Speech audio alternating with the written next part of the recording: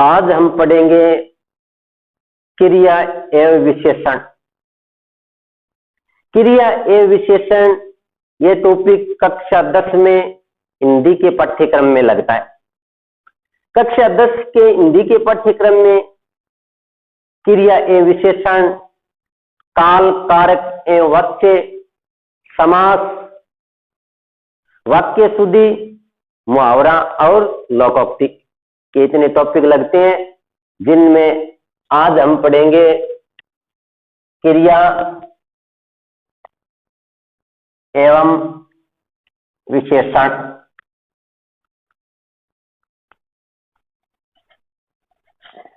क्रिया एवं विशेषण कक्षा 10 के हिंदी के पाठ्यक्रम में 2 अंक का है। बोर्ड परीक्षाओं में इनसे संबंधित 2 अंक के प्रश्न पूछे जाते हैं। तो इसमें 2 बिंदु हो गए, एक क्रिया और दूसरा विशेषण। सबसे पहले हम पढ़ते हैं क्रिया। देखो, क्रिया किसे कहते हैं? जिस शब्द से किसी काम का करना या होना पाया जाता है, उस शब्द को ही क्रिया कहते हैं। देखो, जिससे शब्द से किसी कार्य का करना या होना पाया जाता है,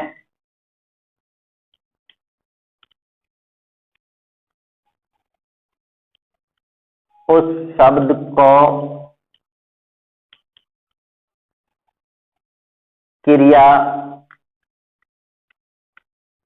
कहते हैं। यानी जिस शब्द से ये ज्ञात होता है कि ये काम हो रहा है, यानी जिस शब्द से किसी कार्य का करना या होना पाया जाता है, उस शब्द को क्रिया कहते हैं। जैसे हंसना, दौड़ना, लिखना, पढ़ना आदि। ये क्या है? क्रिया। हंसना, लिखना, पढ़ना, दौड़ना, रोना, सोना, उछलना, कूदना, ये आदि क्रिया शब्द है। संस्कृत में क्रिया शब्द को, क्रिया रूप को धातु कहते हैं, और धातु के आगे ना लगाने से क्रिया बन जाती है। जैसे हंस प्लस ना हंसना, दौड़ प्लस ना दौड़ना, लिख प्लस ना लिखना, पढ़ प्लस ना पढ़ना। कभी कभी हमें ना लगे हुए सभी शब्द क्रिया लगते। ये भी ध्यान रखना है कि अगर कोई भी शब्द किसी कार्य के करने या होने का बोध नहीं कराता है, तो वो क्रिया नहीं है, वो फिर है क्रिया, क्रियार्थक संज्ञा। ये तो एक क्रिया। एक होता है क्रियार्थक संज्ञा, जो क्रिया की तरह अर्थ तो देता है, क्रिया की तरह लगता तो है, लेकिन वो क्रिया नहीं है, क्योंकि वो किसी कार्य के करने या होने का बोध नहीं करा रहा है। जैसे दौड़ना स्वास्थ्य के लिए लाभदायक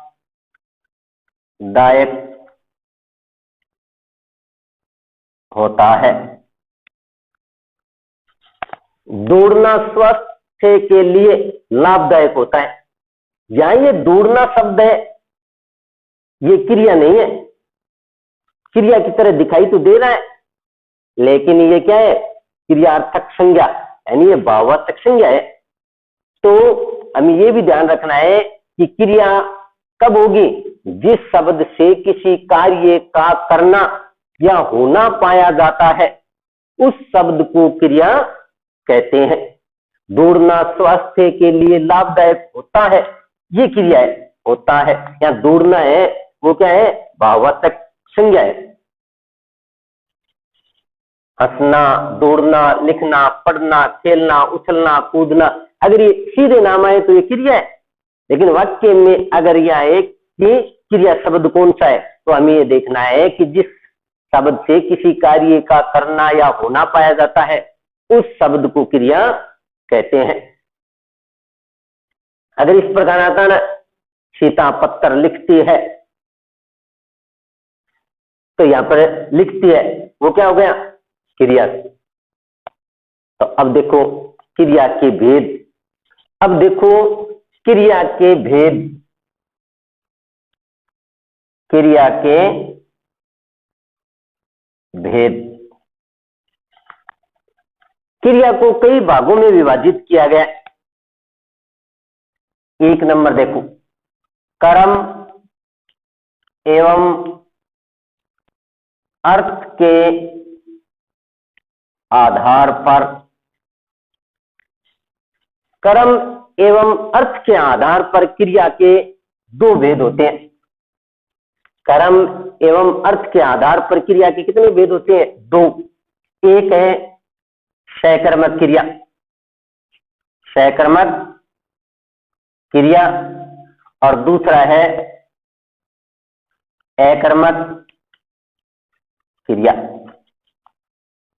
तो कर्म के एवं अर्थ के आधार पर क्रिया के कितने भेद हो गए, दो भेद, सकर्मक क्रिया और अकर्मक क्रिया। इसी प्रकार प्रयोग व रचना के आधार पर, रचना के आधार पर, प्रयोग व रचना के आधार पर क्रिया के 5 भेद है। प्रयोग व रचना के आधार पर क्रिया के कितने भेद है, 5। देखो, संयुक्त क्रिया, संयुक्त क्रिया, प्रेरणार्थक क्रिया, प्रेरणार्थक क्रिया, पूर्वकालिक क्रिया, पूर्वकालिक क्रिया। 4 नंबर है आज्ञार्थक क्रिया, और 5 नंबर है नाम धातु क्रिया, नाम धातु क्रिया। तो प्रयोग व रचना के आधार पर क्रिया के कितने भेद हो गए, 5। संयुक्त क्रिया, प्रेरणार्थक क्रिया, पूर्वकालिक क्रिया, आज्ञार्थक क्रिया व नाम धातु क्रिया। इसी प्रकार काल के अनुसार, काल के आधार पर, काल के आधार पर क्रिया के 3 भेद होते हैं। एक है वर्तमान कालिक, वर्तमान कालिक क्रिया। दूसरा भेद है भूतकालिक क्रिया, और तीसरा भेद है भविष्य कालिक क्रिया। तो काल के आधार पर क्रिया के 3 भेद है, वर्तमान कालिक क्रिया, भूतकालिक क्रिया, भविष्यकालिक क्रिया। तो कर्म के आधार पर क्रिया के 2 भेद है, प्रयोग व रचना के आधार पर क्रिया के 5 भेद है, और काल के आधार पर क्रिया के 3 भेद है। इसके अलावा भी अन्य कई क्रिया है, जैसे अन्य क्रिया देखो, जैसे सहजातीय, सहायक, कर्दंत, सामान्य, ये अन्य क्रिया भी है। सहजातीय क्रिया, सहायक क्रिया, कर्दंत क्रिया, सामान्य क्रिया, तो क्रिया के भेद, क्रिया को इस प्रकार विभाजित किया गया है। तो हम इन सभी क्रियाओं को उदाहरण सहित पढ़ेंगे। तो देखो, पहला टॉपिक कर्म एवं अर्थ के आधार पर क्रिया के जो दो भेद है वो पढ़ते हैं। तो पहला देखो, कर्म के आधार पर, कर्म के आधार पर क्रिया के भेद। इसके साथ अर्थ भी ले सकते हैं, कर्म एवं अर्थ के आधार पर क्रिया के भेद। कितने भेद बताए? दो। पहला सकर्मक क्रिया और दूसरा अकर्मक क्रिया। देखो, सकर्मक क्रिया, सकर्मक क्रिया, सकर्मक क्रिया जैसे नाम से पता चला, स का मतलब साथ या सहित कर्म। जिस वाक्य में क्रिया के साथ कर्म पाया जाता है वहां पर सकर्मक क्रिया होती है। यानी कर्म सहित क्रिया सकर्मक क्रिया होती है। इस वाक्य में क्रिया के साथ कर्म पाया जाता है और क्रिया के व्यापार का फल कर्ता पर न पड़कर कर्म पर पड़ता है, वहां सकर्मक क्रिया होती है। जिस वाक्य में क्रिया के साथ कर्म प्रयुक्त होता है तथा क्रिया के व्यापार का फल कर्ता पर न पड़कर कर्म पर पड़ता है, वहां सकर्मक क्रिया होती है। जैसे सीता पत्थर लिखती है। सीता पत्थर लिखती है। वाक्य में किसी काम को करने वाला क्या कहलाता है? कर्ता। या सीता है वो क्या है? कर्ता है, कर्ता कारक है। सीता है वो क्या काम कर रही है? पत्थर लिखती है। क्या लिखती है? पत्थर। तो यहाँ पत्थर है वो क्या है? कर्म है। तो लिखती है, लिखना ये क्रिया है। क्रिया के साथ कर्म प्रयुक्त होता है तो वहां पर कौन सी क्रिया होती है? सकर्मक क्रिया। तो इस वाक्य में सकर्मक क्रिया है। अब देखो, सकर्मक क्रिया के भी कई भेद है। देखो, सकर्मक क्रिया के भेद। सकर्मक क्रिया के कितने भेद है? 3 भेद है। एक नंबर देखो, एक कर्मक सकर्मक क्रिया। दूसरा है द्विकर्मक सकर्मक क्रिया। और तीसरा है अपूर्ण सकर्मक क्रिया। सकर्मक क्रिया के कितने भेद है? 3 भेद है। एक कर्मक सकर्मक क्रिया, द्विकर्मक सकर्मक क्रिया, अपूर्ण सकर्मक क्रिया। अब देखो, एक कर्मक सकर्मक क्रिया।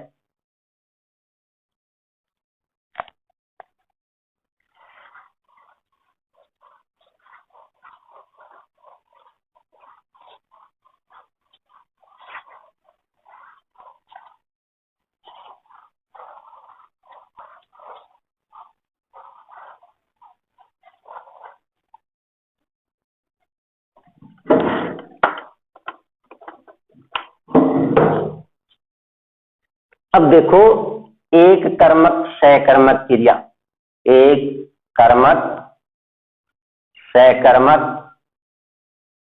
क्रिया।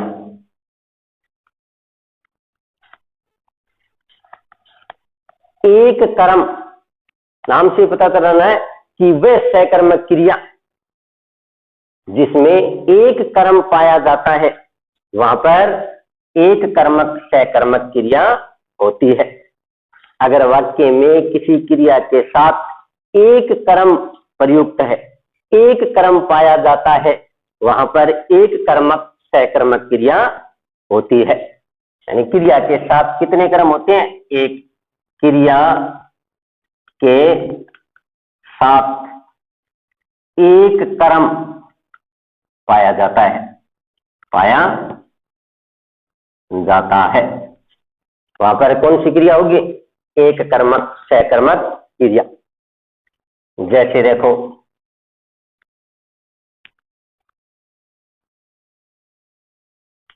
अनुराधा क्रिकेट खेलती है। मैंने बताया ना कि किसी काम को करने वाला क्या कहलाता है? कर्ता।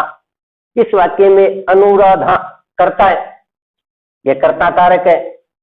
अनुराधा क्या कर रही है? क्या खेलती है। यहां पर अगर हम प्रश्न बनाए कि क्या खेलती है तो उत्तर आएगा क्रिकेट खेलती है। तो यहां पर क्रिया के साथ कितने कर्म है? एक कर्म है। तो ये कौन सी क्रिया होगी? एक कर्मक सहकर्मक क्रिया। सहकर्मक क्रिया आपको बताई कि क्रिया के साथ जब कर्म प्रयुक्त होता है तो वहां पर सहकर्मक क्रिया होती है। जब एक कर्म होता है तो वो कौन सी सहकर्मक क्रिया होगी? एक कर्मक सहकर्मक क्रिया। इसी प्रकार देखो, द्विकर्मक सहकर्मक क्रिया। ये सहकर्मक क्रिया का पहला भेद हो गया। ये दूसरा द्विकर्मक सहकर्मक क्रिया। जिस प्रकार इसमें एक कर्मक यानी सहकर्मक क्रिया है जिसके साथ एक कर्म है, इसी प्रकार द्विकर्मक, द्वि का मतलब दो, ऐसी सहकर्मक क्रिया जिसमें क्रिया के साथ कितने कर्म है? दो कर्म, वहां पर द्विकर्मक सहकर्मक क्रिया होती है। यानी वाक्य में जब क्रिया के साथ दो कर्म प्रयुक्त होते हैं, दो कर्म पाए जाते हैं, वहां पर द्विकर्मक सहकर्मक क्रिया होती है। क्रिया के साथ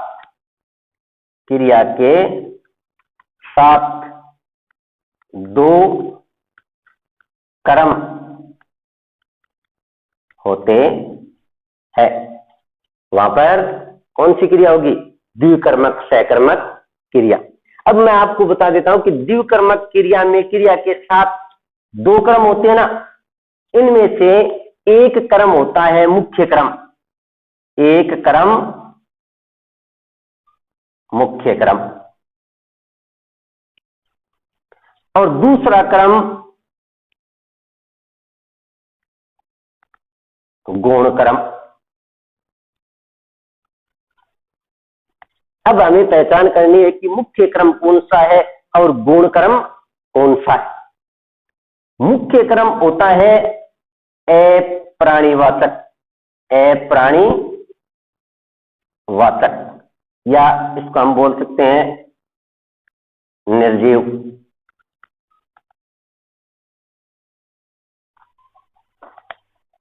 दूसरा क्रम पता है ना, गौण क्रम। गौण क्रम कौन सा होता है? गौण क्रम होता है प्राणीवाचक, या इसको हम बोल सकते हैं सजीव। गौण क्रम के साथ हमेशा विभक्ति लगी होती है, ये भी याद रखना है। गौण क्रम के साथ क्या होता है? विभक्ति चिन्ह। देखो एक उदाहरण द्वारा समझो। जैसे अध्यापक छात्रों को हिंदी पढ़ाता है। अब सबसे पहले हमें देखना है कि इस वाक्य में कितने क्रम है। अध्यापक छात्रों को हिंदी पढ़ाता है, क्या पढ़ाता है? हिंदी। एक क्रम तो ये हो गया, किसको पढ़ाता है? छात्रों को। दो क्रम हो गए, जिस वाक्य में क्रिया के साथ दो क्रम प्रयुक्त होते हैं वहां पर कौन सी क्रिया होती है? द्विकर्मक सकर्मक क्रिया। तो इस वाक्य में क्रिया के साथ दो क्रम है, एक हिंदी और दूसरा छात्रों को। अब हमें यह भी देखना है कि मुख्य क्रम कौन सा है और गौण क्रम कौन सा है। देखो, मुख्य क्रम अप्राणीवाचक है, निर्जीव है, और गौण क्रम है प्राणीवाचक है या सजीव है, जिसके साथ विभक्ति चिन्ह लगा हुआ है। तो इस वाक्य में विभक्ति चिन्ह किसके साथ लगा हुआ है? छात्रों को। कर्म कारक का विभक्ति चिन्ह क्या होता है? को। तो यहाँ पर छात्रों को, तो ये गौण क्रम है। देखते हैं कि छात्र क्या है? सजीव है, प्राणीवाचक है, ये गौण क्रम है। कौन सा क्रम हो गया? गौण क्रम। और मुख्य क्रम क्या होता है? निर्जीव, अप्राणीवाचक, ये मुख्य क्रम है, मुख्य क्रम। तो जिस वाक्य में क्रिया के साथ दो क्रम पाए जाते हैं वहां पर कौन सी क्रिया होती है? द्विकर्मक सकर्मक क्रिया। अब देखो तीसरा, अपूर्ण सकर्मक क्रिया। अब देखो सकर्मक क्रिया का तीसरा भेद, अपूर्ण सकर्मक क्रिया। अपूर्ण सकर्मक क्रिया यानी सकर्मक क्रिया तो है लेकिन अपूर्ण, वाक्य का अर्थ पूरी तरह से स्पष्ट नहीं हो रहा, यानी वह सकर्मक क्रिया जिसके द्वारा वाक्य का अर्थ पूरी तरह से स्पष्ट नहीं हो पाता है, वहां पर अपूर्ण सकर्मक क्रिया होती है। वाक्य का अर्थ स्पष्ट करने के लिए कर्म से संबंधित किसी पूरक शब्द को काम में लेना पड़ता है, तो वहां पर कौन सी क्रिया होगी? अपूर्ण सकर्मक क्रिया। तो वह सकर्मक क्रिया जिसमें वाक्य का अर्थ पूरी तरह से स्पष्ट नहीं हो पाता है, अर्थात अपूर्ण होता है। वाक्य का अर्थ पूर्ण करने के लिए, स्पष्ट करने के लिए किसी पूरक शब्द को काम में लेना पड़ता है, वहां पर कौन सी क्रिया होती है? अपूर्ण सकर्मक क्रिया। जैसे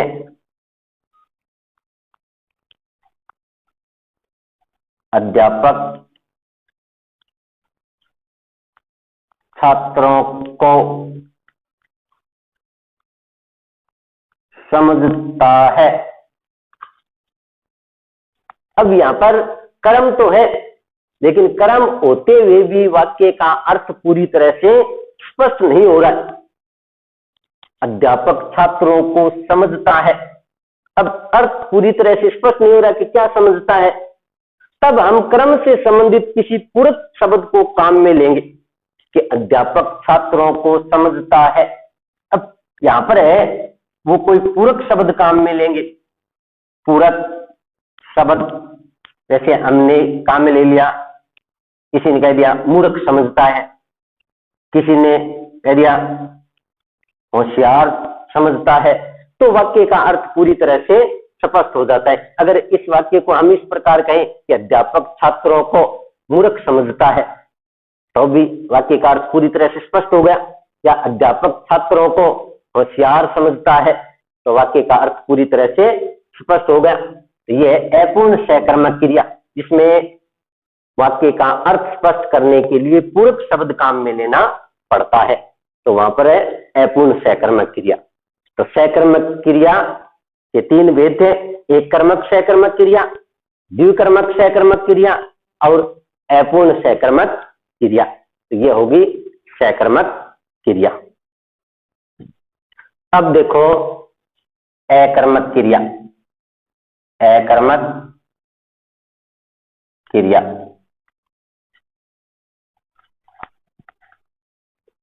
जिस प्रकार सकर्मक क्रिया में हमने पढ़ा ना, कर्मक यानी कर्म सहित क्रिया, इसी प्रकार यहां पर क्या है? ए का मतलब अभाव। कर्मक क्रिया जिस वाक्य में क्रिया के साथ कर्म का अभाव होता है या क्रिया के साथ कर्म नहीं होता है, वहां पर अकर्मक क्रिया होती है। यानी क्रिया के साथ कर्म नहीं होता, वहां पर कौन सी क्रिया होती है? अकर्मक क्रिया। जिस वाक्य में क्रिया के साथ कर्म का अभाव होता है वहां पर अकर्मक क्रिया होती है। जैसे देखो, वन में मोर नाचता है। अब हमें देखना है कि वन में कक्षा 10 में एक पॉइंट लगेगा, काल, कारक एवं वाच्य। उसमें हम कारक पढ़ेंगे ना, तब हमें पता चलेगा कि ये अधिकरण कारक है। वन में जहां पर क्रिया का आधार हो, जहां पर क्रिया संपन्न हो रही हो, वहां पर अधिकरण कारक है। ये अधिकरण कारक है वन में। और किसी काम को करने वाला क्या कहलाता है? कर्ता। अब नाचने का काम कौन कर रहा है? कर्ता। तो ये कर्ता कारक है। नाचना ये क्रिया है, तो यहां पर कर्म नहीं है ना, इस कारण ये कौन सी क्रिया होगी? अकर्मक क्रिया। विद्यार्थियों को ये भ्रम हो जाता है, जैसे क्या नाचता है। अब पीछे हमने सकर्मक क्रिया के उदाहरण पढ़े ना, कि सीता पत्थर लिखती है, तो क्या लिखती है? पत्थर लिखती है। अब उत्तर आया है तो सकर्मक क्रिया। तो विद्यार्थियों को ये भ्रम होता है ना कि क्या नाचता है? कि मोर नाचता है। क्या का उत्तर नहीं है वो, तो कौन नाचता है? मोर नाचता है। तो यहाँ पर कर्म नहीं है, इस कारण ये कौन सी क्रिया है? अकर्मक क्रिया। अब देखो अकर्मक क्रिया के भेद। अकर्मक क्रिया के भेद। अकर्मक क्रिया के दो भेद होते हैं। एक है पूर्ण अकर्मक क्रिया। पूर्ण अकर्मक क्रिया, जिस वाक्य में क्रिया के साथ कर्म का अभाव होता है किंतु वाक्य का अर्थ पूरी तरह से स्पष्ट हो रहा है, वहां पर पूर्ण अकर्मक क्रिया होती है। यानी अकर्मक क्रिया तो है वे, अकर्मक क्रिया होते हुए भी वाक्य का अर्थ पूरी तरह से स्पष्ट हो रहा है, वहां पर पूर्ण अकर्मक क्रिया होती है। तो पूर्ण अकर्मक क्रिया में वह अकर्मक क्रिया जिससे वाक्य का अर्थ पूरी तरह से स्पष्ट हो जाता है, वहां पर पूर्ण अकर्मक क्रिया होती है। अब जैसे यही वाक्य देखिए, वन में मोर नाचता है। अब यहाँ पर अकर्मक क्रिया है, साथ में ये पूर्ण अकर्मक क्रिया है, क्योंकि वाक्य का अर्थ पूरी तरह से स्पष्ट हो रहा है ना। वन में मोर नाचता है, मोर वन में नाच रहा है, तो यहाँ पर वाक्य का अर्थ पूरी तरह से स्पष्ट हो जाता है। और उदाहरण देखो, जैसे पक्षी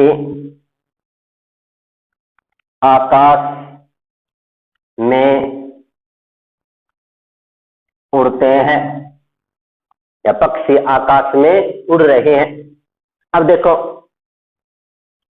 पक्षी करता है, उड़ने का काम कर रहे हैं, आकाश में, ये अधिकरण कारक है। उड़ना क्या है? क्रिया।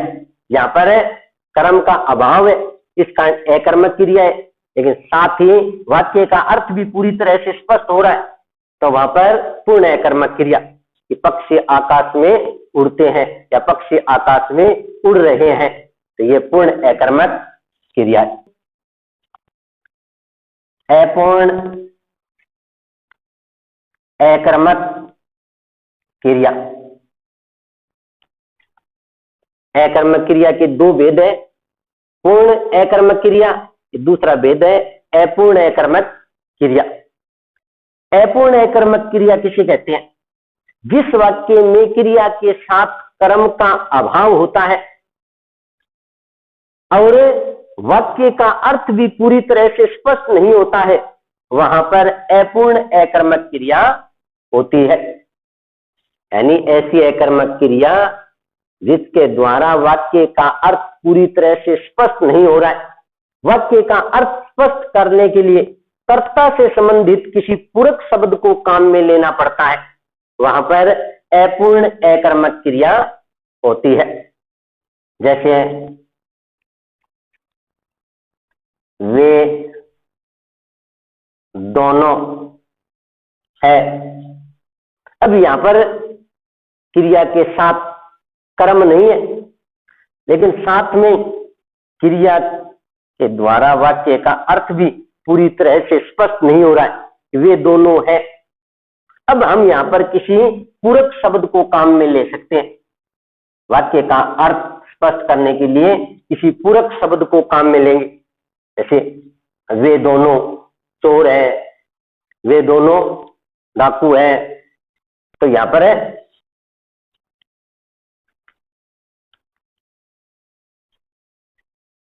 वे दोनों होशियार है, तो ये अपूर्ण अकर्मक क्रिया।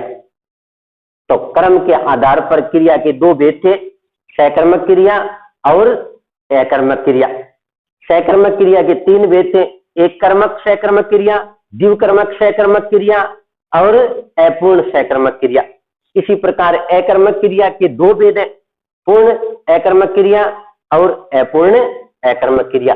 यह होगी कर्म के आधार पर क्रिया के भेद।